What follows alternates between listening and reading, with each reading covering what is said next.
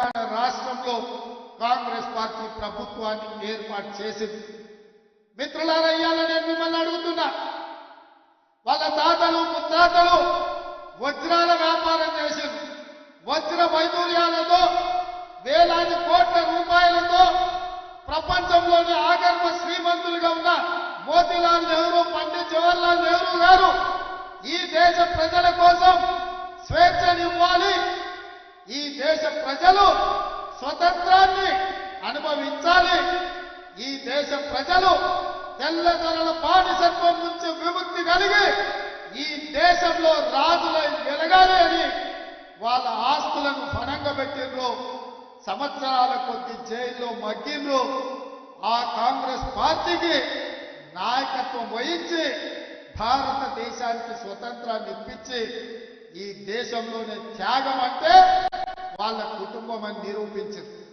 వచ్చిన స్వతంత్ర దేశానికి మొట్టమొదటి ప్రధానమంత్రిగా ప్రపంచానికే ఒక సుపరిపాలన అందించి ప్రపంచ దేశాలతో పోటు పడే దేశంగా భారతదేశాన్ని పండిత్ జవహర్లాల్ నెహ్రూ గారు తీర్చిదిద్దారు.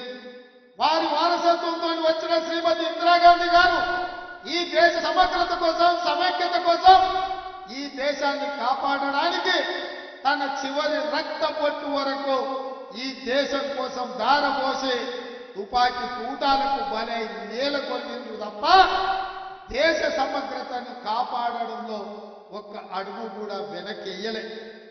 ఇందిరమ్మ వారసత్వాన్ని పులికి పుచ్చుకున్న రాజీవ్ గాంధీ గారు, విదేశాలలో పైలట్ గా ఉన్న రాజీవ్ గాంధీ గారు, ఇందిరాగాంధీ గారు చనిపోతే అదరలేదు, బెదరలేదు, భయపడలేదు.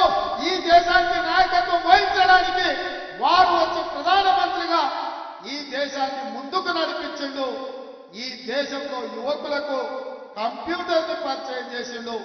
ఈ దేశంలో యువకులకు 21 సంవత్సరాలకు ఓటు ఉంటే 18 సంవత్సరాలకే ఓటు హక్కుని ఇప్పించి ఇవాళ 18 ఏళ్ల పిల్లలు ఓటేస్తుండ్రు.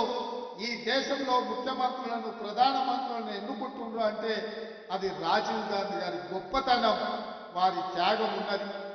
మరి వారి బిడ్డ వారు ఈ దేశం కోసం ఏ త్యాగానికైనా సిద్ధమైంది.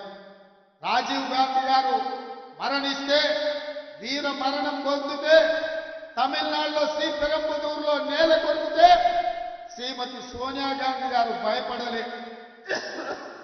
ఇద్దరి పిల్లల్ని సంకలో పెట్టుకొని 100 కోట్లు ఆనాడు ఉన్న జనాభాను ఈ దేశం అనాథ కాకూడదు, ఈ దేశం బలమైన నాయకత్వం ఉండాలి, నా దుఃఖం దిగమిందుకుంటాను, ఈ దేశ ప్రజల కోసం త్యాగం చేస్తానని శ్రీమతి సోనియా గాంధీ గారు ముందుకొచ్చి కాంగ్రెస్ పార్టీకి ఈ దేశానికి నాయకత్వం వహించి తిరిగి మళ్ళీ కాంగ్రెస్ పార్టీ అధికారంలోకి తీసుకొచ్చింది.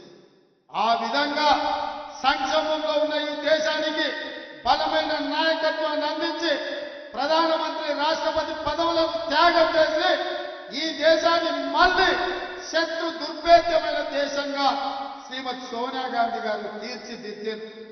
వారి స్ఫూర్తితోనే 2004లో రాహుల్ గాంధీ గారు ఎంపీ అయ్యారు. నేను అడుగుతున్న మిత్రులారా, చాలా మంది మొదటిసారి ఎమ్మెల్యేలు అయినప్పుడే 6 నెలలు తిరగకుందే నన్ను ఎవ్వరు మంత్రి చేస్తలేరు, నన్ను ఎందుకు ముఖ్యమంత్రి చేస్తలేరు అని అడిగే రోజులు. కానీ 2004లో 2009లో 10 సంవత్సరాలు కాంగ్రెస్ పార్టీ అధికారంలో ఉంటే రాహుల్ గాంధీ గారు మంత్రి గాని, ప్రధానమంత్రి గాని, రాష్ట్రపతి పదవి గాని అడగలేదు. పదవులు త్యాగం చేసి ప్రజలలో ఉండి ప్రజల తరఫున కొట్లాడి మేధావి అయిన మన్మోహన్ సింగ్ను ప్రధానమంత్రిని చేసిండ్రు, ప్రణబ్ ముఖర్జీని రాష్ట్రపతిని చేసిండ్రు. త్యాగం అంటే రాహుల్ గాంధీది, త్యాగం అంటే సోనియా గాంధీది, మరణం అంటే, వీర మరణం అంటే రాజీవ్ గాంధీది. ఈ దేశం కోసం ప్రాణాలు ఇవ్వడం అంటే, రక్తం దారపోయడం అంటే అది ఇందిరమ్మ త్యాగం. త్యాగం అంటే మేము, త్యాగం అంటే మా నాయకులు. ఈ దేశం కోసం ప్రాణాలు అర్పించిన పార్టీ కాంగ్రెస్ పార్టీ. ఈ దేశానికి స్వతంత్రం ఇచ్చిన పార్టీ కాంగ్రెస్ పార్టీ. 4 కోట్ల తెలంగాణ ప్రజలకు తెలంగాణ ఇచ్చిన పార్టీ కాంగ్రెస్ పార్టీ. నేను అడుగుతున్న మిత్రులారా, ఇవాళ భారతీయ జనతా పార్టీ నాయకులు మాట్లాడుతున్నారు, అఖండ భారత్ అంటున్నారు. అఖండ భారత్ కోసం 100 కోట్ల ప్రజల కోసం స్వతంత్రం కోసం ప్రాణాలు ఇచ్చినప్పుడు మీరెక్కడున్న నరేంద్ర మోడీ మీరు కాదు కదా, కనీసం మీ పెంపుడు కుక్కైనా ఈ దేశం కోసం త్యాగం చేసిందా అని నేను అడుగుతున్నా. ఈ దేశ స్వతంత్రం కోసం కొట్లాడింది కాంగ్రెస్, ఈ దేశానికి స్వతంత్రం తెచ్చింది కాంగ్రెస్, ఈ దేశం కోసం ప్రాణాలు ఇచ్చింది గాంధీ కుటుంబం. నేను అడుగుతున్న బీజేపీ నాయకులను, కాంగ్రెస్ దేశ స్వతంత్రం కోసం కొట్లాడిన రోజు మీరే పొయ్యిలో పడుకున్నారని నేను అడుగుతున్నా. ఇవాళ ఈ దేశ సమగ్రతను కాపాడడం కోసం ముష్కర్ల తుపాకీ తూటాలకు బలైపోయి మానవ బాంబుల పేల్చులో వీరు మరణం పొందినప్పుడు మీరంతా ఎక్కడున్నారు? మీ నాయకులు ఎవరైనా ఈ దేశం కోసం ప్రాణాలు ఇచ్చిందా అని బీజేపీ నాయకులను నేను అడుగుతున్నా. అట్లాంటి బీజేపీ ఇవాళ గాంధీ కుటుంబం మీద ఆరోపణలు చేస్తున్నారు. సోనియా గాంధీ గారికి, రాహుల్ గాంధీ గారికి ఈడీ నోటీసులు, ఇన్కమ్ ట్యాక్స్ నోటీసులు, సిబిఐ కేసులు పెడుతున్నారు. నేను అడుగుతున్నా సోదరులారా, ఈ దేశంలో 3 తరాలు ప్రధానమంత్రిగా చేసిన జవహర్లాల్ నెహ్రూ, ఇందిరాగాంధీ, రాజీవ్ గాంధీ ఈ దేశ ప్రధానమంత్రులుగా చేస్తే ఇవాళ ఉండడానికి సొంత ఇల్లు లేని కుటుంబం ఏదైతే ఉందో అది గాంధీ కుటుంబం. వాళ్ళక అవినీతి మరకలు అంటించే ప్రయత్నం అని నేను అడుగుతున్నా. ఉండడానికి ఇల్లు లేని వాళ్లకు సొమ్ము సంపాదించుకోవాలన్న ఆలోచన ఎందుకుంటది?